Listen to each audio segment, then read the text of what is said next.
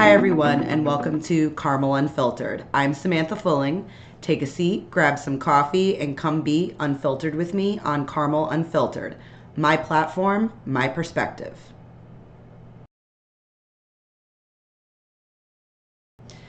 So today we're going to talk about CSE meetings. If you've ever walked into one feeling anxious, overwhelmed, or like you don't speak the language, then this episode is definitely for you. Before we get started, I just want to give a little disclaimer. I am not an attorney, a clinician, or a special education professional. Everything that I'm sharing today comes from personal experiences as a parent and from independent research using publicly available sources. If I do happen to misspeak or I get something wrong, please reach out to me so I can clarify and correct it. My goal here is just to help families better understand this process, not to replace professional advice. Because the CSE meeting can change your child's entire school experience, and parents deserve to walk in prepared, confident, and fully informed. So, let's get started. Like I said, today we're talking about how to prepare for a CSE meeting, but specifically within the Carmel Central School District. What to bring, what to ask, what your rights are, and what happens at the meeting. In the description below, there will be links for helpful resources and a glossary for terms and acronyms that may be unfamiliar. Please note that I am not a special education or legal advocate. All of the following information on this segment comes directly from educational or school district websites, or from my own personal experiences as a parent who's been in the CSE, CPSE world for about 13 years, specifically within this district. I am by no means an expert, and if any of the following information leaves you confused or concerned, please reach out to your CSE chair, your special ed advocate, or your special education attorney. What CSE actually means in plain English. In New York, CSE stands for Committee on Special Education. This is the team that determines the following: whether your child is eligible for special education, what their IEP includes, and what services or supports the district will provide. Whether you're brand new to this process or you've been doing this for a few years, the goal is the same: a plan that matches your child's actual needs, not what's convenient on a schedule. So your core rights under IDEA and New York State. So under federal IDEA rules, districts must take steps to ensure parents can participate. This includes scheduling meetings so parents can attend, giving enough early notice, and using alternate ways to participate if parents can't be there in person, like phone or Zoom conferences. In my experience, in person is the best. However, sometimes it just doesn't work. I've had to take CSE meetings on my lunch break, and it's just the way the cookie crumbles sometimes. But from personal experience, in person is always the best. It's much easier to have that dialogue, especially if you have a big CSE team. On the safeguard side, parents must receive a procedural safeguards notice at least once per year, and also at key points like initial referral or evaluation requests and certain dispute events. In New York, NYSED also emphasizes prior written notice, meaning the district has to provide prior written notice when it proposes or refuses to initiate or change identification, evaluation, placement, or FAPE-related services. So here's the most important mindset shift. You're not attending the meeting. You are a part of the team. Your input is not optional. Your observations are data, and your concerns as the parent matters. And I also want to pose that to students, especially high school age students. You are part of the team. You're the most important part of the team. And your data, your concerns also matter. So about 1 to 2 weeks before the meeting, make a checklist. Now, I'll be honest, I really don't do this anymore. I used to do a lot more in the past. CSE meetings have become a staple in my monthly schedule at this point. So I've gotten a little lackadaisical with it, but it is definitely a good practice to keep.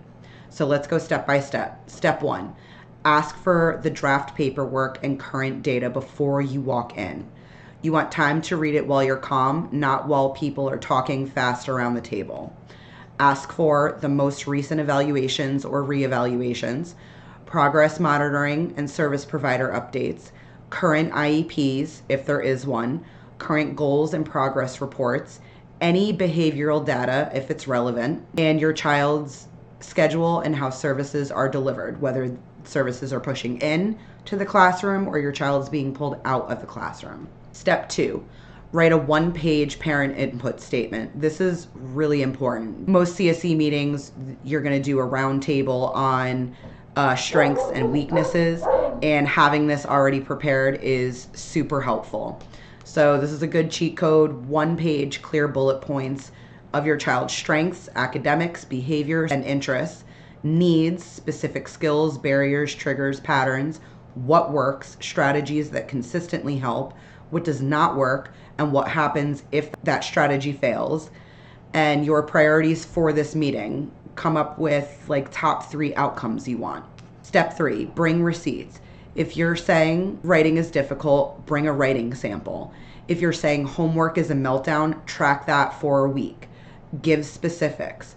If anxiety spikes on certain days, write that pattern down as well. Build your meeting goals in parent language. Simple. It does not have to be complicated. They will make it complicated for you.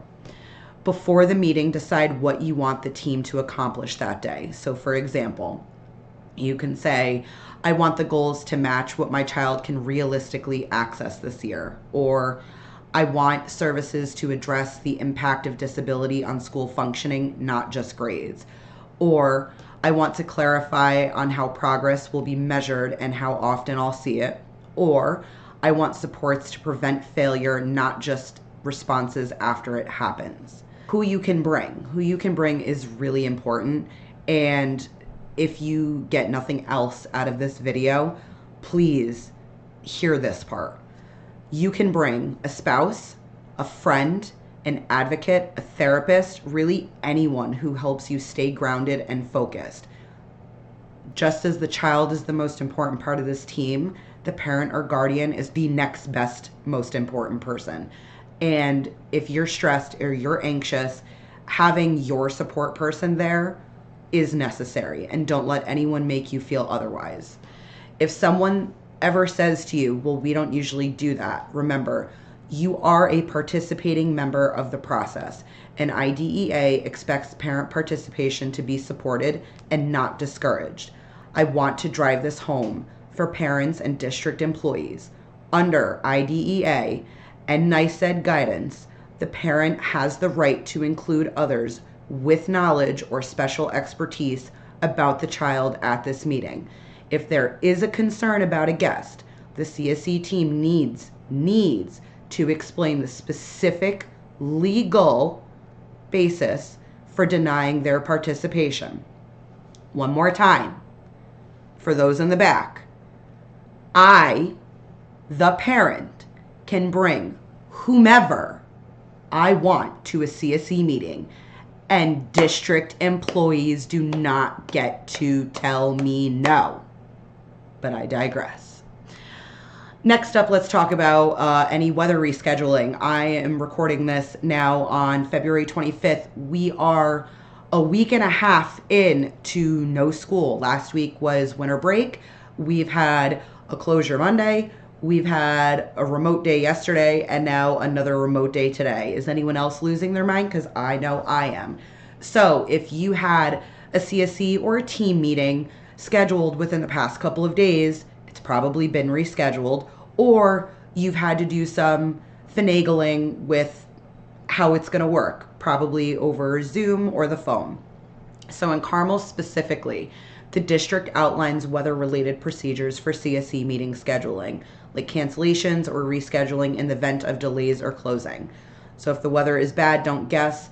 Just reach out to your CSE chair, or if you don't know who that is, give the general district office line a call. I believe that number is 845-878-2094, and listen to the prompts, and it'll direct you to who you need to ask. During the meeting, this is how you stay in control. It is not always easy, but it is important. So start with strengths. Make sure the team says what your child does well. And this matters because it sets the tone. We're building supports. We're not labeling children or problems. Ask for definitions. If someone says they're doing okay, ask what that means in data. Compare that to grade level expectations and what the gap is. And what do we see across settings?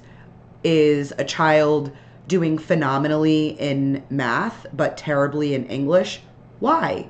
Is it a classroom issue? Is it a teacher issue? Is it a curriculum issue? There's different reasons and different triggers, and these things are important, and this is the place to talk about it. Don't let goals be vague. I am a victim of this. I have had some of the vaguest goals ever written into my kid's IEP before, and I didn't know any better. And it wasn't until an advocate pointed it out that they're too broad, or they're just too general, or they're not related to him specifically. And over the past year and a half, we've slowly started correcting those goals, and it's been much better. But don't let them be vague. A goal should be measurable. Ask the CSE team, how will we measure progress?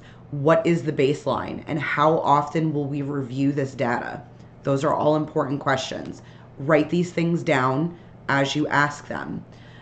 Nail down service delivery details, not just counseling. Ask, what's the frequency and duration? Individual or group? Push in or pull out? Who delivers it? What outcomes it targets? If the team rushes, slow down. You can try this line. I want to be thoughtful because this is the plan we're accountable to. Can we pause and review this section?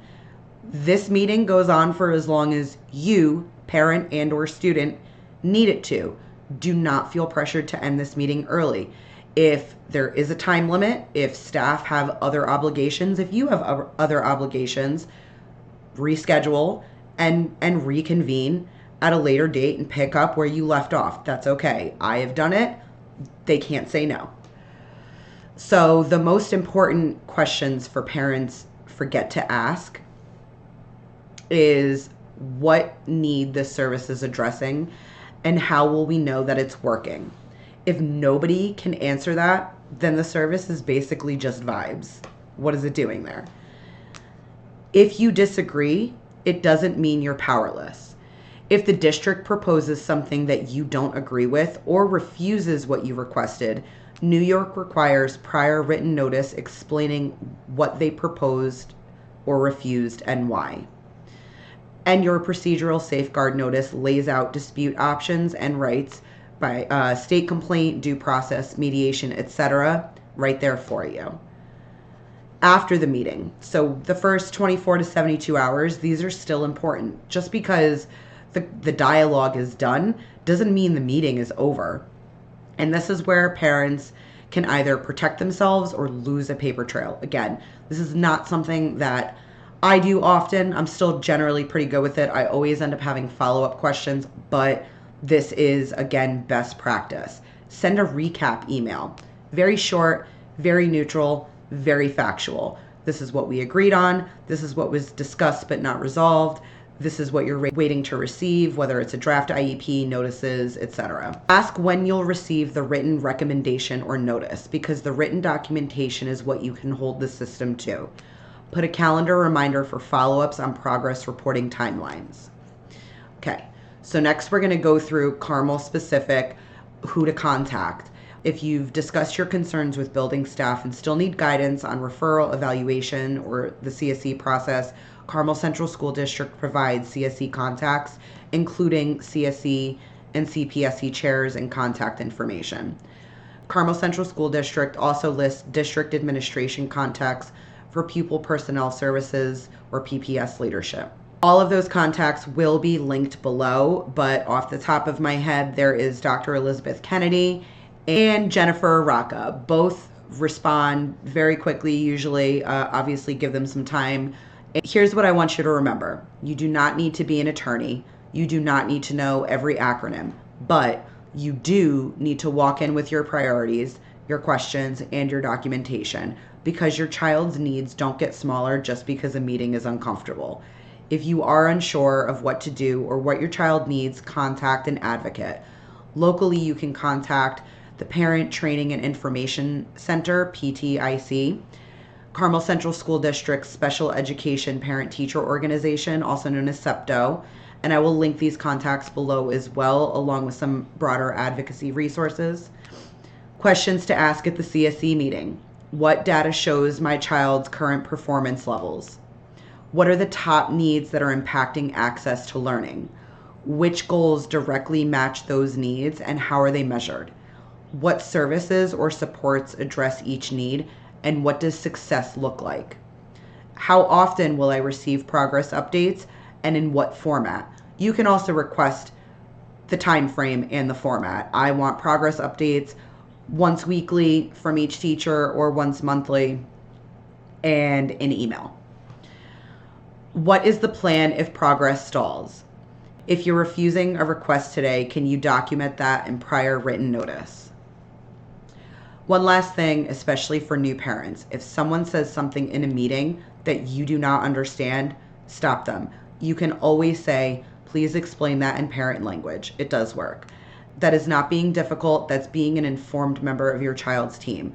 Do not let anyone make you feel inferior or that you're slowing down the process. And just to remind you all that this is my podcast and my personal platform. This is not affiliated with, sponsored by, or endorsed by Carmel Central School District or any employee or volunteer of Carmel Central School District. The views in these episodes are going to be of mine or my guests. That's today's conversation. These aren't always easy topics, but they do matter. If this episode gave you something to think about, share it and help keep our community informed. You can find all episodes, links, and ways to connect at linktree/Carmel Unfiltered. If you or someone you know has a topic that you think deserves attention or wants to share their experience, please message or email me at carmelunfiltered@gmail.com. I'm Samantha Fulling. This is Carmel Unfiltered, my platform and my perspective. Have a great day.